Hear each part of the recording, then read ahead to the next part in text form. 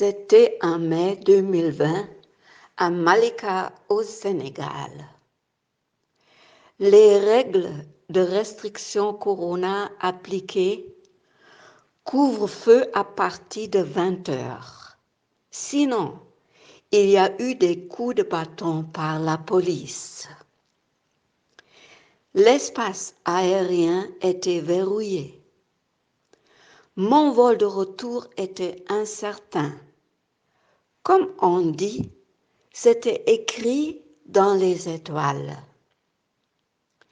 L'action de retour du ministre des Affaires étrangères de l'ambassade d'Allemagne était un désastre ou une blague, selon la façon dont les femmes et les hommes évaluent les vols extrêmement chers.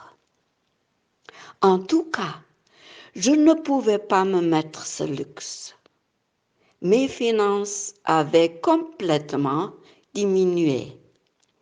Il n'y avait qu'une seule solution. La joie du moment, famille, amis et voisins. Un peu de comédie et surtout la danse.